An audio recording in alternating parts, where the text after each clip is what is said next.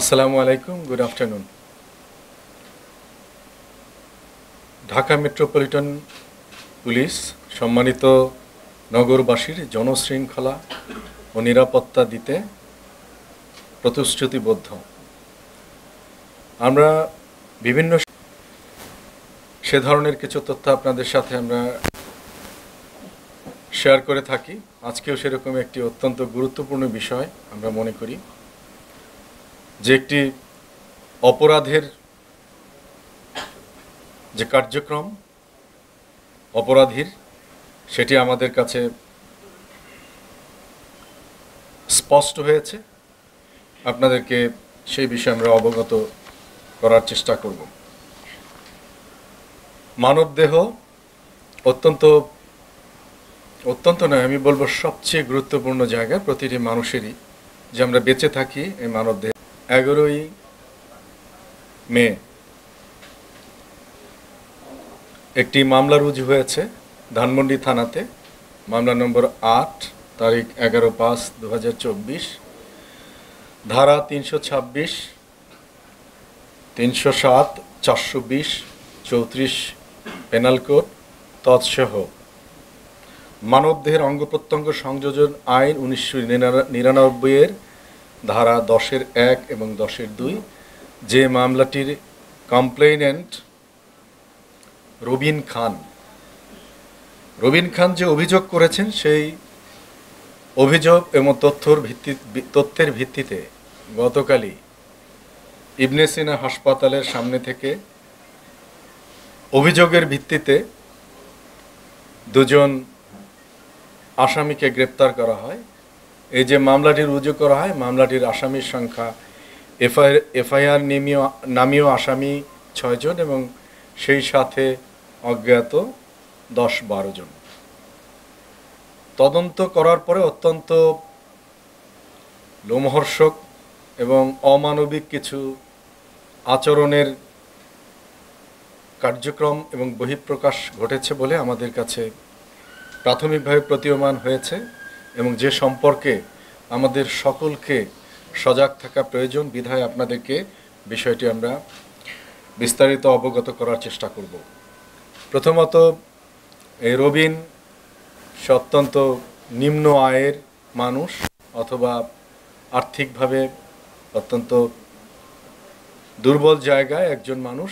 তার যে দুর্বলতা পুঁজি করেই এই ঘটনাটি ঘটেছে। সে মিরপুরে গত 2023 সালের এপ্রিল মাসে জনৈক মাসুম নামে এক ব্যক্তির সাথে পরিচয় হয়। পরিচয় হওয়ার পর থেকে তার সাথে কয়েকদিন কথাবার্তা হয়। কথাবার্তা হওয়ার পরে তাকে বোঝানো হয় যে মানবদেহে 2টি কিডনি রয়েছে, এই 2টি কিডনির প্রয়োজনীয়তা অপরিহার্য নয়। তার কারণ আমাদের হার্ট একটি, লিভার একটি, সেটিতে চলে, এটি একটি হলেও চলে। কিছুদিন কথাবার্তা বলার পরে তাকে, আমি দুঃখিত না, প্রথমে তার সাথে কথাবার্তা হয়, তাকে চাকরি দেওয়ার কথা বলা হয়, যেহেতু সে আর্থিকভাবে অনটনে ছিল, যে তাকে ভারতে তার ব্যবসা প্রতিষ্ঠান আছে, সে ব্যবসার জন্য নিয়ে যাবে। সেইভাবে তাকে বলা হয়, তার পাসপোর্ট করা হয়। তারপরে তাকে নিয়ে যাওয়ার জন্য ল্যাবেইড হাসপাতালে কিছু স্বাস্থ্য পরীক্ষা করা হয়। অ্যাকর্ডিংলি তাকে সেপ্টেম্বর মাসে তার সকল পরীক্ষা সম্পন্ন করে তাকে নিয়ে যাওয়া হয় দিল্লিতে নিয়ে ফরিদাবাদ নামক জায়গায় রাখা হয়। তো কিছুদিন 20-25 দিন থাকার পরে সে যখন বুঝতে পারে যে কোনো ব্যবসা প্রতিষ্ঠানের সাথে তার কোনো ব্যবসার সংশ্লেষ হচ্ছে না, তখন সে উদ্বেগ প্রকাশ করে। ইতোমধ্যে তার আলাপচারিতার যে অংশগ্রহণকারী ব্যক্তি মাসুম, সে বাংলাদেশি ছিল, এবং এখানে উল্লেখ্য যে তাকে কিন্তু রিসিভ করেছে অন্য 2 জন, এবং ইতোমধ্যে তার সাথে বেশ কয়েকজন লোকজনের বিভিন্ন জায়গায় বিভিন্নভাবে তাকে ফেস করতে হয়। মাসুম গিয়ে তাকে প্রথম বলে যে এটি, আমি একটু আগে যেটি বলছিলাম, যে আমাদের হার্ট একটি, লিভার একটি, 2টি কিডনিরও আমাদের অপরিহার্যতা নেই। সেভাবে বলে তাকে একটি কিডনি বিক্রি করার জন্য সে প্রলুব্ধ করে এবং সেই সাথে সাথে চাপও সৃষ্টি করে। তো পরবর্তীতে যেভাবেই হোক সে রাজি হয়। রাজি হওয়ার পরে তাকে নিয়ে যাওয়া হয় দিল্লির এশিয়ান হসপিটালে। সেখানে তাকে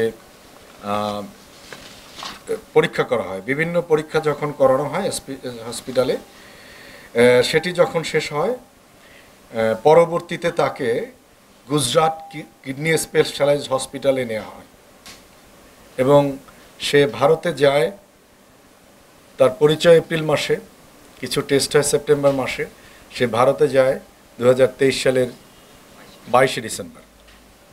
এরপরে দিল্লির এই হাসপাতালে কিছু পরীক্ষা নিরীক্ষা শেষে তার গুজরাট কিডনি স্পেশালাইজড হসপিটালে এবছরেরই 4 মার্চ তার বাম পাশের কিডনিটি তার অস্ত্রোপচারের মাধ্যমে খুলে নেওয়া হয় এবং এই রবিন গত 19/3/2024 তারিখে দেশে ফিরে আসেন। এরপরে রমনা ডিভিশন তথা ধানমন্ডি থানা police, assistant police commissioner, additional police commissioner, তারা কনজিকিউটিভ ড্রাইভ দিয়ে ইতোমধ্যে আরও একজনকে গ্রেপ্তার করেছে এবং অভিযান চলমান আছে। এই 3 জনকে যে গ্রেপ্তার করা হয়েছে, তাদের কাছে যে তথ্য পাওয়া গিয়েছে সেটি অত্যন্ত ভয়াবহ বলা যায়। এই কারণে দুঃখিত যে তাদের এ ধরনের কাজকর্ম তারা বেশ কিছু করেছে এবং এখনও বেশ কিছু কাজকর্ম তাদের পাইপলাইনে রয়েছে। আমাদের অভিযান চলছে। আমরা আশা করি যে এই যে সংঘবদ্ধ অঙ্গহানি করার অপরাধ চক্রটি, তাদেরকে রবিনের যে অভিযোগ তার মাধ্যমে তাদেরকে ধৃত করা যাবে এবং তাদেরকে আইনানুগভাবে বিচারের মুখোমুখি করা যাবে। এবং আমরা মনে করি যে আমাদের যে 1999 সালের মানব দেহের অঙ্গ প্রত্যঙ্গ সংযোজন আইন যেটি রয়েছে, সেই আইনের যে অপরাধ, সে অপরাধ যাতে কেউ সংগঠিত করতে না পারে, যেন আমাদের প্রান্তিক মানুষদের কেউ ফুসলিয়ে বা ভুলিয়ে ভালিয়ে কোনোভাবে তারা অঙ্গহানি করতে না পারে, সেই বিষয়ে সকলে যেন সজাগ থাকে। সকলের জননিরাপত্তা, জনশৃঙ্খলা সহ প্রত্যেকটি মানুষের তার দেহের যে নিরাপত্তা সেটিও যেন যথাযথ থাকে, সেটি আমরা প্রত্যাশা করি। এ বিষয়ে সকল মানুষের আমরা সচেতনতার প্রত্যাশা করি। আপনাদের মাধ্যমে আমরা চাই যে প্রতিটি মানুষ যেন দেশের প্রচলিত আইনের মধ্যে থাকে এবং তাদের স্বাস্থ্য এবং দেহের সুরক্ষা থাকে। সবাইকে ধন্যবাদ। মনে রাখতে হবে যে টার্গেট মূলত যাদের এই ধরনের একটি অঙ্গ দিতে চায়, কারা যার আর্থিক চাহিদা আছে অথবা সংকট আছে এবং ব্যাপকভাবে ক্রাইং নিড থাকলেই কিন্তু তখন নিজের অঙ্গের ব্যাপারে এ ধরনের সিদ্ধান্ত কিন্তু খুব সহসা নেয় না। এক্ষেত্রেও কিন্তু আমাদের রবিন খানের যে ঘটনাটি ঘটেছে, যে তাকেও কিন্তু খুব সামান্য পরিমাণ অর্থ দেওয়া হয়েছে। আমরা জানি যে এই ধরনের একটি কিডনি যদি কেউ বিক্রি করে থাকে তা সেটি উচ্চ চড়া মূল্যে, কারণ আপনাদের কারো যদি সংযোজন করতে হয় আমরা জানি যে সেটি কিন্তু এমনকি অর্ধ কোটি টাকা, কোনো কোনো ক্ষেত্রে কোটি টাকাও প্রয়োজন হতে পারে। এবং এটি কিন্তু এই যে চক্রটি কাজ করছে, তারা গুজরাটে কাজ করছে, কলকাতায় কাজ করছে, বিভিন্ন জায়গায় কাজ করছে। বিভিন্ন তথ্য আমাদের কাছে আছে, সেগুলোর উপর আমরা কাজ করছি। আমাদের মূল উদ্দেশ্য হলো যে এটি যাতে পুনরাবৃত্তি এ ধরনের ঘটনা না ঘটে, আইনি কাঠামোর বাইরে গিয়ে সেটির ব্যাপারে সকলের সচেতনতা। আমাদের জিজ্ঞাসাবাদ চলছে, আমরা তো আসলে খুব বেশি সময় পাইনি। তবে একজন আমার কাছে যেটি বলেছে বা আমাদের কাছে যেটি বলেছে, সে প্রায় 10 জনের উপরে করেছে, 10+, এবং তাদের প্রসেসিংয়েও এখনো 5-6 জন আছে বলে জানিয়েছে। আপনি বললেন যে ঢাকায় তার টেস্ট করা হয়েছিল, সে সবই জানে। এটা যদি হয়ে থাকে, তার সাথে কত টাকার চুক্তি হয়েছিল এবং আসার পর হয়তো বা সেই টাকাটা দেন দরবার হয়নি, সে এসে মামলা করেছে। না, আমি আপনাকে একটু কারেকশন দিয়েছিলাম। আসলে ঢাকায় বা বাংলাদেশে এই বিষয়টি ডিসক্লোজ করা হয়নি। এখানে তাকে যে আমাদের অ্যাপোলো, দুঃখিত, ল্যাবেডে যে টেস্ট করানো হয়েছিল, সেটা বলা হয়েছিল যে সে ইন্ডিয়াতে যাবে পাসপোর্ট করতে হবে, তার ফিজিক্যাল ফিটনেসের জন্য কিছু টেস্ট প্রয়োজন। অর্থাৎ ভারতে সে ফরিদাবাদে 15-20 দিন থাকা পর্যন্ত সে জানতো যে মাসুম তার ব্যবসা প্রতিষ্ঠান আছে, সেই প্রতিষ্ঠানের এমপ্লয় হিসেবে তাকে নিয়োগ করবে এবং তাকে 50,000 টাকা, বাংলাদেশি টাকায় 50,000 টাকা তাকে বেতন দিবে। কাজে সে পর্যন্ত সে জানতো না। এবং ওখানে যাওয়ার পরে দুজন তাদেরকে, যে এই যে 6 জন আসামি করা হয়েছে, দুজন কিন্তু তাকে রিসিভ করে এবং রিসিভ করার সাথে সাথেই তার পাসপোর্টটি তারা হাতে নিয়ে নেয়, সো দ্যাট সে যাতে আর নড়াচড়া করতে না পারে। তো সে কাজটি করেছে, কিন্তু তাকে কিন্তু প্রতারণা করা হয়েছে এবং তার সাথে তাকে বলা হয় যে এক ধরনের এই মানে পরিকল্পিত একটা পরিকল্পনার অংশ হিসেবে তাকে নেওয়া হয়েছে।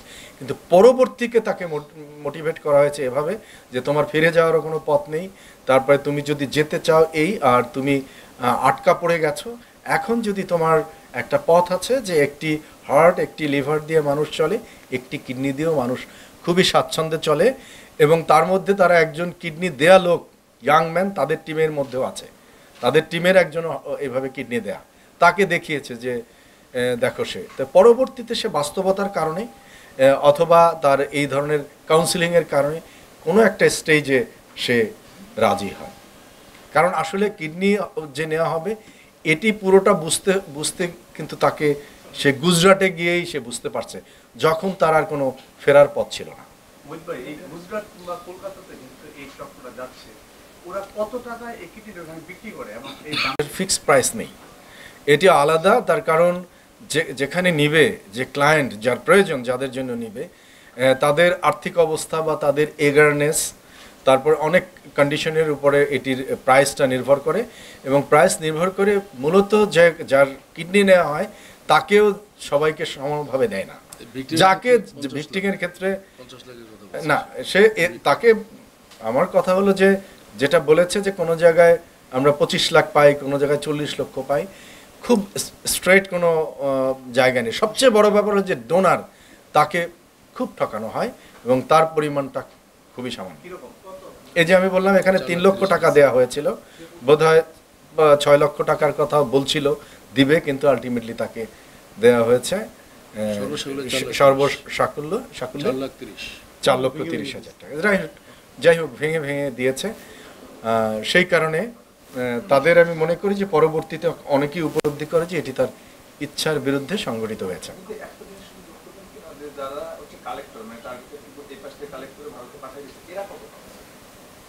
এটা আমি বললাম যে প্রাপ্তির উপরে নির্ভর করে তাদের তথ্য অনুযায়ী এ পর্যন্ত। আর আমরা তো আসলে খুব বলা যায় এক্সটেন্সিভ ইন্টারোগেশন করার সুযোগ আমাদের এখনও হয়নি, হয়তো পেলে আমাদের এখনও ড্রাইভ চলছে। হোপফুলি তারা, আমরা যদি আরও নিতে পারি তাহলে হয়তো এদের কাছে জানা যাবে যে এর মধ্যে আরও কী প্রক্রিয়াগুলো তারা ফলো করে, তাদের মধ্যে গিভ অ্যান্ড টেকের পরিমাণ বা কীভাবে হয় সেটি আমরা বিস্তারিত জানতে পারি। আপনারা অল্প সময়ে ধরেছেন, যতটুকু জিজ্ঞাসাবাদ করেছেন তার 10 জনের নাম আপনারা পেয়েছেন আর 5 জন অনগোয়িং প্রসেস, 6 জন হচ্ছে। তারপরও আপনারা একটা আইডিয়া করতে পারছেন যে কি পরিমাণ লোক তারা এই পাচার করেছে? না, আইডিয়া আসলে এখন কনফার্ম না, কারণ আমি ধারণাগত কথা বলতে চাই না। রাদার তাদের কাছ থেকে যে সুনির্দিষ্ট যে সংখ্যা আসবে বা যাদের আসবে, আমরা ওটার উপর কাজ করব। কাজ না করা পর্যন্ত আসলে আমি বলতে, প্লিজ আপনি বলতে চেয়েছিলেন একটা সম্পর্কে বলেন। জি,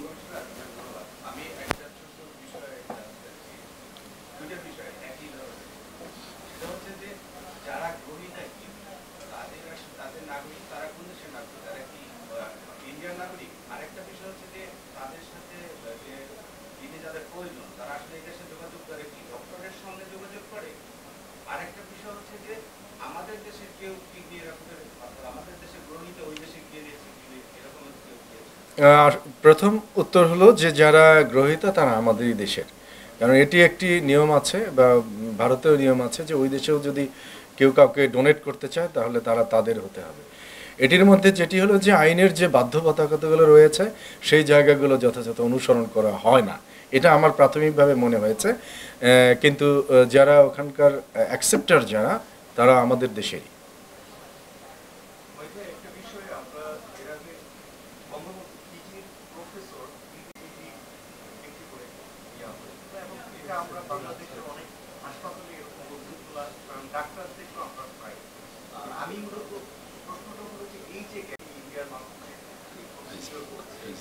ওভারসিজ কান্ট্রি ইন্টারন্যাশনাল র্যাঙ্কে তো আছে এটি আমরা এখনো কনফার্ম না, যেহেতু ওই এন্ডে আমাদের কোনো ইনভেস্টিগেশন হয়নি। তবে প্রাথমিকভাবে আমি বলি যে এগুলোর বোধহয় সোশ্যাল মিডিয়ায় ওদের প্ল্যাটফর্মে কোনো একটা জায়গায় তাদের কমিউনিকেশন হয়, এটি প্রাথমিকভাবে আমার মনে হয়েছে, যদিও আমি এখনো সুনিশ্চিত নই। এটি আমাদের দেখতে হবে।